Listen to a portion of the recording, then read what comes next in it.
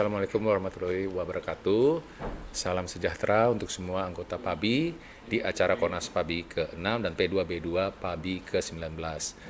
Hari ini kita kedatangan tamu yang sangat spesial, yaitu Dr. Ulul, SPOG dari Sekjen PABI. Selamat pagi, Dokter. Ya, dari Sekjen ID maksudnya. Nah, ini hari ini kita sudah mendengar ya tadi ya Dok ya, beberapa pemaparan dokter ya tentang kemajuan-kemajuan dan pencapaian-pencapaian. Nah, kami dari Ahli Bedah Seluruh Indonesia atau PABI ini Dok, ingin mendapatkan kritik dan masukan dari dokter dan bagaimana pendapat dokter tentang penyelenggaraan acara ini dan bagaimana kami sebagai dokter bedah umum dapat membantu PBID atau bekerja sama dengan baik Dok. Terima kasih Dok, silakan. Terima kasih. Pertama, kami dari pengurus pusat Ikatan Dokter Indonesia menyampaikan ucapan selamat dan sukses untuk acara hari ini. Ini luar biasa sebenarnya. Kayaknya sepertinya acara Konas PABI, saya nggak tahu offline yang keberapa pada saat pandemi ini. Iya, ini yang pertama. Yang pertama, dan ini luar biasa. Kita lihat bahwa pertemuan seperti ini memang harus rutin kita lakukan. Jadi bukan hanya untuk kepentingan organisasi PABI itu sendiri, tapi lebih tepatnya adalah untuk kepentingan anggota dan juga masyarakat sebenarnya. Jadi kami mengucapkan selamat dan tentunya harusnya nanti ke depan bahwa dalam pertemuan ini kita harapkan ada hasil-hasil yang bisa dihasilkan, yaitu terutama terkait dengan keilmuan itu pasti, yang kedua terkait dengan regulasi yang menyangkut proses pendidikan, kemudian regulasi terkait dengan kesejahteraan anggota dan juga mungkin updating keilmuan khususnya di bidang ilmu bedah. Kita tahu bahwa PABI adalah salah satu perhimpunan yang merupakan perhimpunan yang diakui oleh Ikatan Dokter Indonesia. Betul. Kita tahu bahwa amanah undang-undang menyampaikan bahwa satu-satunya organisasi profesi untuk Ikatan Dokter Indonesia adalah untuk dokter adalah Ikatan Dokter Indonesia dan PDG adalah PDGI sesuai dengan Undang-Undang Nomor 29 Pasal 1 ayat 12. Dan kita tahu saat ini PABI bersama dengan 37 perhimpunan dokter spesialis yang lainnya dan juga bersama dengan 55 perhimpunan seminat yang lain yang ada di ID dan juga bersama dengan 33 ID wilayah dan 43 peneliti cabang. Menurut data kami, anggota PABI ada sekitar 3.336 anggota. Memang sih cukup banyak, tetapi kalau kita bicara rasio kayaknya masih kurang ya, Rob? Ya, betul. Masih sangat kurang. Tetapi masalahnya kan bukan hanya produksi, tetapi juga distribusi ini penting. Ada sekitar 471 di DKI Jakarta, tetapi ada juga daerah-daerah yang dokter bedahnya cuma 1 atau 2. Nah, ini yang paling penting sebenarnya. Dan belum lagi terkait dengan pemenuhan produksi teman-teman dokter bedah yang ada di tempat-tempat yang memang tidak terjangkau.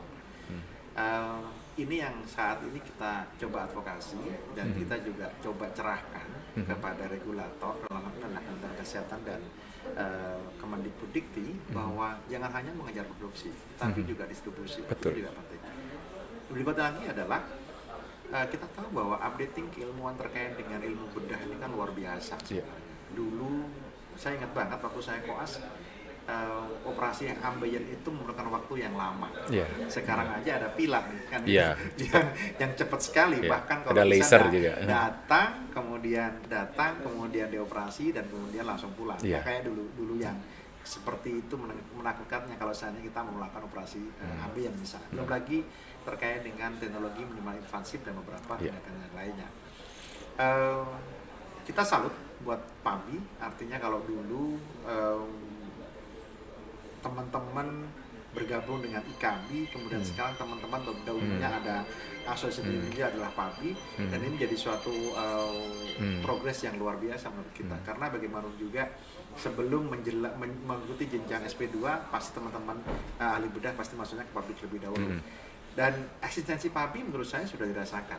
Bahkan kami juga di ID juga cukup terbantu dengan teman-teman PABI, terutama terkait dengan penjagaan kompetensi teman-teman ahli bedah. Ini paling penting sebenarnya, karena kalau kita tahu bahwa aturan dari undang-undang regulator yang ada, bahwa walaupun satu-satunya organisasi profesi adalah ID, tetapi terkait dengan penjagaan kompetensi dan sertifikasi, terutama teman-teman dokter spesialis, ini tidak bisa berdiri sendiri tanpa perhimpunan. Nah, ini yang paling penting, sehingga kehadiran PABI cukup membantu kita, dan perlu digarisbawahi bahwa OP itu membantu pemerintah terkait dengan quality control dari anggota dan juga terkait dengan perlindungan ke masyarakat. Baik. Karena kita nggak bisa bayangin dok, Iya. kalau seandainya tanpa organisasi profesi, bagaimana? Siapa yang tahu kalau seandainya si A misalnya ahli bedah dia bisa operasi dengan jago, kemudian siapa yang tahu kalau seandainya dia sudah lama tidak operasi misalnya, Iya, atau betul. mungkin siapa yang tahu kalau seandainya dari sekian operasi dia sukses, atau mungkin dari sekian operasi ada berapa persen yang dia ada morbiditas atau mortalitas, Iya. sehingga eksistensi profesi harus kita jaga kan? Iya. Baik dok, jadi memang quality control dari SDM-SDM yang sudah lahir ini tetap harus dijaga ya dok ya. Betul. Nah kebetulan juga kami kemarin ada workshop dok, jadi beberapa workshop, hampir ada 9 workshop ya, mulai dari laparoskopi sampai teknik-teknik operasi sampai ke gawat daruratan bencana dok. Ya. Nah ini memang nanti kita akan membuka keseminatan yang benar-benar lebih fokus ke arah pendidikan dok. Ya. Dan mungkin dengan kita bisa bekerja sama dengan IDI mungkin akan menjadi jembatan yang baik dok untuk bisa penyaluran ilmu-ilmu ini kepada dokter-dokter umum juga, karena dokter bedah tanpa dokter umum yang bersatu atau menjadi kerjasama yang baik itu akan sangat sulit dok. Pasti. Apalagi kita bekerja di rumah sakit, kita bekerja di klinik atau bekerja di pemerintahan. Kalau kita tidak bekerja sama dengan baik dengan dokter umum itu akan sangat sulit. Betul sekali. Kenapa sekarang penguatan kesejahteraan itu menjadi pilar pertama Ya. pada konsep IDI Reborn sekarang? Perlu diketahui bahwa dalam memberikan sebuah pelayanan, Ya. dokter itu perlu kolaborasi sebenarnya. Ya. Dokter bedah nggak akan bisa melakukan operasi tanpa anestesi. Iya, betul. Kemudian dokter kandungan kalau perlu dokter bedah kalau seandainya ada komplikasi. Iya. Kemudian tapi kita juga nggak bisa menafikan teman-teman dokter patologi klinik atau patologi Iya, anatomi, betul. Ya. bahkan teman dokter patologi juga kita harus harus lihat bahwa tanpa mereka kita nggak akan bisa mengerjakan. Perlu diingat, suksesnya sebuah operasi pasti bukan suksesnya seorang dokter sebenarnya, seorang dokter operator, tapi juga itu adalah suksesnya sebuah tim sebenarnya. Itu yang paling penting.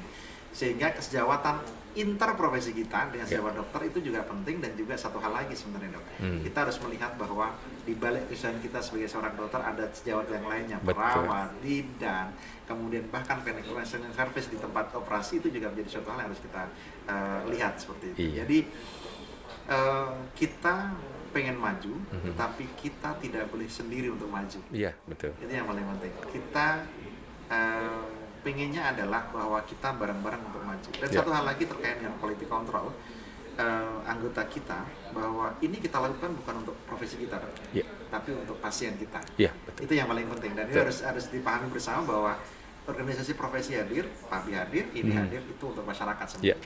Karena bagaimanapun juga yang tahu kita adalah diri kita sendiri. Yang tahu ahli bedah, PABI dong. Iya, betul. Ya memang dok, jadi salah satu kewajiban di dokter-dokter bedah ini, awal masuk sebagai dokter bedah itu kita adalah bermain bola. Sehingga sebelum acara ini berlangsung, Kornas ini memang kita ada kejuaraan bola yang cukup kompetitif dok. Karena di bola itu filosofinya adalah sehebat apapun Anda tanpa teamwork yang bagus, Anda tidak akan menjadi juara. Nah ini yang kita jadikan sebagai moto kita dan jadikan suatu olahraga wajib ya bagi ahli bedah agar mempunyai prinsip yang sama. Jadi nggak mungkin ahli bedah itu hebat sendiri, dia harus didukung dengan tim yang baik. Nah bukan hanya dokter-dokter yang bekerja, tetapi juga staf medis rumah sakit, staf non medis rumah sakit. Ya kita harus bisa bekerja sama dengan baik dengan mereka, ya benar-benar mempunyai hubungan yang harmonis ya. Jadi nggak berjalan sendiri karena dokter rata-rata ini kan bekerja di rumah sakit sekarang, karena praktek pribadi mungkin hampir nggak ada ya dok nanti ya. Nggak, saya juga belum tahu nih regulasi yang terbaru tentang praktek pribadi, sepertinya sudah hampir tidak ada. Nah ini justru saya pengen tahu juga dari dokter nih. Sampai sekarang sebenarnya praktek pribadi tetap ada. Tetap ada. Cuman kalau untuk spesialis yang tidak diperbolehkan adalah sesuai dengan aturan Kemenkes adalah praktek di klinik Pratama, itu yang nggak boleh. Tapi kalau klinik utama praktek pribadi masih diperbolehkan. Boleh, betul. Mungkin menambahkan sedikit dok, bahwa saya sepakat bahwa filosofi bola itu adalah teamwork. Tapi satu hal lagi, walaupun kita dokter operator, satu hal lagi yang tidak boleh kita lupakan adalah masalah komunikasi sebenarnya. Karena bagaimanapun juga bahwa walaupun kita membedah, tapi kita juga harus menjelaskan A, B, C sampai Z-nya apa yang akan kita lakukan, dan juga kenapa kita melakukan tindakan itu. Karena komunikasi akan menjadi proteksi buat kita, terutama menghindari tuntutan sebenarnya. Karena kita nggak bisa garansi bahwa operasi kita akan berhasil. Kita juga nggak akan garansi bahwa kita bisa memberikan 100% kesembuhan buat pasien kita. Dan ini menjadi penting dan harus dipahami oleh teman-teman semuanya bahwa kita manusia, Di atas manusia ada Tuhan yang menciptakan manusia. Iya. Nah, bagaimana dok pandangan dokter Ulur nih tentang dunia media sosial bagi dokter-dokter ya, apalagi kemarin ID sudah mengadakan gathering ya untuk influencer ini, saya appreciate sekali dok karena ternyata diperhatikan juga dokter yang menjadi influencer gitu. Betul. Jadi radar kita itu Iya. sudah mencatat ada sekitar 150 dokter yang memang selama ini aktif di media sosial. Ya. Memang kita kemarin mengadakan gathering untuk 50 anggota. Dokter bedahnya cukup banyak. Ada sekitar 6 kalau nggak salah dokter bedah. Objinnya kalah. Objinnya cuma 5 ya. Yang kedua penyakit dalam. Nah, ini cukup menarik sebenarnya. Dan kita tahu bahwa tadi disampaikan era disruptif membuat kita harus paham bahwa teknologi itu adalah kebutuhan. Kemudian cara kita untuk melakukan edukasi bukan hanya di tempat praktek sekarang. Walaupun memang kita diatur form terkait dengan aturan etik di 4x4 tempat kita berpraktek. Tetapi di luar itu ternyata kita bisa menggunakan media sosial sebagai wahana. Bukan hanya untuk edukasi sebenarnya, tapi juga terkait dengan self branding seorang dokter itu juga di sana. Walaupun memang ada aturan-aturan yang harus kita pegang teguh bahwa sebagai influencer sah-sah saja. Tapi kita ingat bahwa kita adalah sebagai seorang dokter. Nah, itu yang membedakan kita dengan influencer yang lainnya. Sehingga MKEK coba memberikan arahan terkait dengan bagaimana boleh dan tidaknya seorang dokter itu melakukan edukasi dengan media sosial, apa yang boleh, apa yang tidak. Karena bagaimanapun juga kita harus paham bahwa ada batasan-batasan yang membedakan bahwa kita adalah hanya sebagai seorang influencer dan kita juga seorang dokter. Jadi kita paham bahwa kemarin mungkin sedikit cerita bahwa profesi bukan hanya ID, mungkin PABI juga perlu teman-teman influencer. Jadi jangan dibatasin, tapi kalau bisa malah justru diberikan kesempatan untuk berinovasi, tetapi tetap juga diberi tahu terkait dengan rambu-rambu mana yang boleh, mana yang tidak sebenarnya. Kan itu kayaknya influencer juga ya. Jadi mungkin nanti ke depan kita bisa kolaborasi untuk workshop juga ya. Mungkin anggota-anggota PABI yang ingin belajar untuk menjadi media influencer ya, tetapi harus batasannya nih dari ID harus jelas. Ya, nanti kita belajar di situ agar nggak keserempet nih. Nanti karena juga ada beberapa rekan dokter yang akhirnya jadi keserempet kan. Jadi keserempet jadi masuk ke ranah hukum kan. Nah, ini yang harus kita pahami bersama. Jadi bahwa ada beberapa rambu-rambu yang harus kita tahu. Undang-undang ITE juga kita suruh mati. Fatwa MKEK untuk internal kita juga kita harus patuhi. Dan satu hal lagi sebenarnya, sangat penting media sosial buat kita semuanya. Orang nggak tahu kalau seandainya ternyata operasi hemoroid hanya memerlukan beberapa menit saja. Tanpa kita memberi informasi. Sekarang kalau dulu orang pasien melihat atau mencari informasi dengan media yang mainstream, mulut ke mulut, dari mulut ke mulut dan sebagainya. Sekarang pasti akan dilihat dari media sosial. Bahkan paling jago ini adalah TikTok nih sekarang. Luar biasa itu. TikTok itu luar biasa sekarang. Artinya kadang-kadang pasien juga atau masyarakat juga menganggap bahwa semuanya itu benar sebenarnya. Nah, itu yang paling penting. Nah, satu hal lagi, ketika kami appreciate dengan teman-teman dokter yang dia aktif di media sosial, karena apa? Dengan begitu mereka bisa memberikan penjelasan yang benar-benar faktual, terhindar dari hoax sebenarnya. Karena kalau kita enggak, beda sekali ketika menjelaskan terkait dengan salah satu diagnosis penyakit yang memang perlukan pembedahan dilakukan oleh seorang dokter dengan non dokter, sehingga nanti akan kalau boleh dibilang kesimpang siuran itu akan terjadi dok, sehingga didorong dok anggota PABI untuk selalu berinovasi dengan media sosial. Nah ini masukan yang sangat baik nih dok, karena masih banyak kita yang masih malu-malu gitu di media sosial ya, di lingkaran untuk publikasi ini masih cukup dan satu hal lagi ternyata kalau kita lihat media sosial itu sekarang bukan hanya sebagai media, bukan hanya hobi, tapi juga investasi dok. Karena banyak juga ternyata teman-teman yang dia aktif di media sosial jadi influencer akhirnya mendapatkan passive income, dan ini juga membuat nilai positif sebenarnya kan gitu. Positif gitu ya. Jadi tapi jangan lupa, jangan sampai lupa bahwa dia juga seorang dokter, apalagi ahli bedah. Jangan sampai nanti mainnya di media sosial justru malah di medan operasinya jadi jarang juga demikian. Jangan juga jadi harus semuanya harus benar-benar seimbang betul, ya betul antara keilmuan juga dengan broadcasting dengan media sosial harus benar-benar seimbang dan sesuai aturan dok. Dari undang-undang ITE maupun dari aturan-aturan dari ID.